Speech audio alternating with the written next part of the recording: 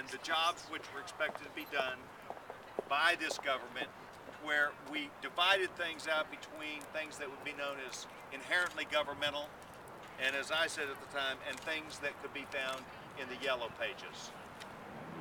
The discussion at the time became a very broad and deep conversation, not just around the A76 circular, but around all parts of the government where there was competition, where the federal government was competing for jobs that actually could be done better by the free enterprise system.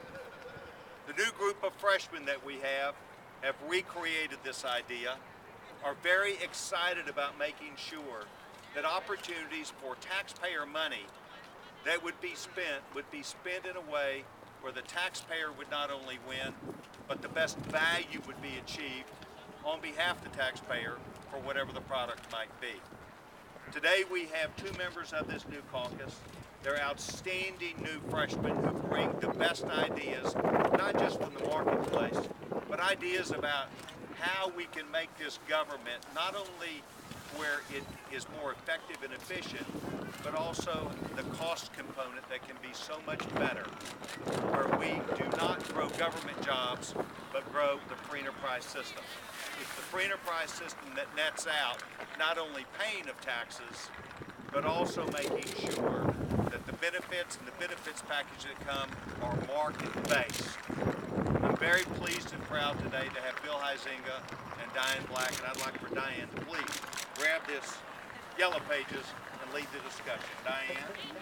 Thank you, Mr. Chairman. I appreciate your being here and your leadership in this. And first of all, let me say that too many times here at on the Hill, we don't use common sense. And this is really a common sense idea.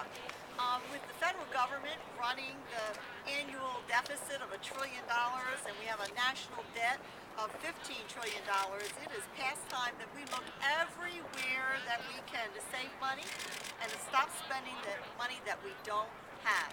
And this is a way to do that. This idea of this caucus is simple.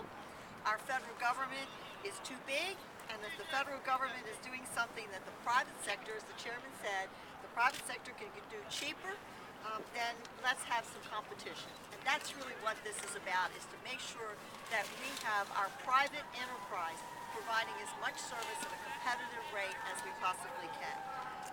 Let's have some common sense so we can spend our dollars wisely. And I again want to thank Congressman Sessions for bringing about this caucus and renewing this spirit. Thank you.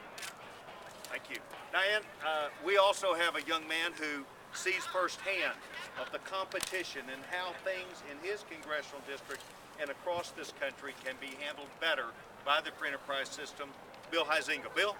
Let me present this to you, Bill, so that you can have this in your hand as your wait, you get caught even here. Yeah, we get two of them. This is one generation. This is the next generation where they're saying, hey, where do I go? Where do I actually find the Yellow Pages? Everybody's hitting the internet and using their iPad or their smartphone or whatever it is.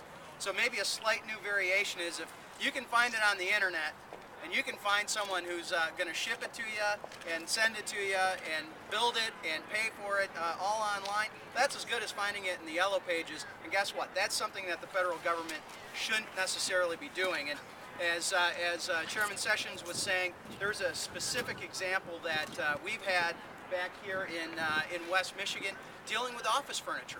In my area, we've got the three largest office furniture makers, Herman Miller, Hayworth, and Steelcase. We've got a number of other smaller ones. In fact, we have 27 manufacturers and wholesalers in our area. And back a number of years ago, my former bosses, who I had worked for, my predecessor, Peter Hoekstra, who had worked with Chairman Sessions, actually did a press conference out in front of the local Social Security office that was opening a brand new office with what? Office furniture that was made by the federal government, not by the private sector, literally within eyesight of one of those office furniture makers. And we know that, does this make sense? And the answer to that is no. How many jobs is it? How many dollars is that is being taken out of the private sector? We know there's about 1 million jobs that we think would be created if we reverted that back to the private sector. up to $27 billion a year. $27 billion a year. That is significant money at any time, but especially in the economy that we're dealing with. And this summer I had the opportunity to do something that we dubbed the Entrepreneurship and Innovation Tour, where we were going around and talking to these small innovators, these small business people that were literally building things out of their garage. Now what happens whether they're going to come along and think that they just built a better mousetrap, yet they find out that the federal government's actually doing it, and then take that opportunity away. And that's absolutely the wrong direction to go. So glad that we were able to revive this and continue this this great Yellow Pages Caucus, and looking forward to working on that. And if anybody has any questions, I encourage you to go to the website, huizenga.house.gov, regarding FPI. So thanks. We also are joined today by Kevin Yoder, and Kevin is a brand new member of this body.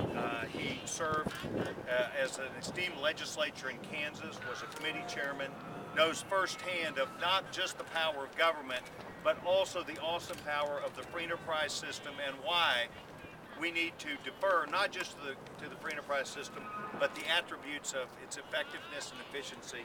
Kevin, you will probably be chastised with the older version. We brought the new version, but there's the Yellow Pages Caucus for you, please. Thank you, sir. Well, I think we're all looking for common sense ways to make the federal government run more efficiently and more effectively. One simple way to do that is to find ways to limit the amount of federal programs that are competing with things that are actually done more efficiently by the private sector. We all know that the federal government doesn't create jobs, it doesn't create wealth, and when it creates programs that compete directly with the private sector, it's really putting Americans out of work, and it's driving up the cost of producing goods in the federal government. So this is a great caucus, a great common sense way for Congress to come together and find ways to reduce the size of the federal government, find ways to make it more effective, and reduce the cost of programs, and also let the economy do what it does best, which is allow the private sector to create jobs and not have a situation where the federal government is competing directly with these companies. So if it's in here and it's something that the small businesses are doing somewhere in this country, then it ought to be something the federal government should limit its involvement in and allow these small businesses to engage in further, reduces the cost of producing the goods, and it's a way to create more jobs. And so I'm happy to be a part of this, and I appreciate the chairman and my esteemed colleagues for including me part of this today. We want to make ourselves available to any questions that you might have.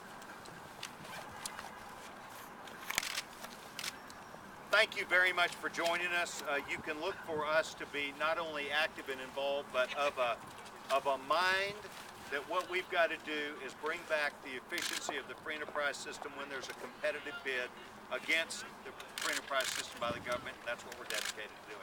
Thank you very much. I have a question. Oh, there's one. Yes, sir. A large portion of the federal budget is outsourced. How does that pertain to what you're talking about? A large part of the federal government appropriations is outsourced. It is outsourced when there are competitive bids. The federal government does do certain things, and they do certain things that are inherently governmental, and then they do other things. If we're talking about shipbuilding and plane building, which is where a majority of this money comes from, that's a natural question. You would understand it could be done better and would be done by someone else. But the federal government also provides a lot of jobs that are janitorial, jobs that are about automotive, not only taking care of fleets of cars, they mow grass, they take care of all sorts of buildings and circumstances, laundry, all sorts of activities that is positioned better by someone who is local who can do that from the free enterprise system at a better rate. So it is these types of opportunities that we look at where there can be a competitive nature, where there would be a competitive bid, and there's a process with the A76 circular where that happens. We're simply saying we're going to make sure that there is not any legislation that is written that precludes the opportunity for the taxpayer to have a chance for a competitive bid. And that's really what we're here today to stand up for. Thank you very much. By the way, it's good to see you, and thank you for all that you do every day. I think I try and say thank you, but I mean that. And this is what an independent looks like. Thank you very much for joining us today.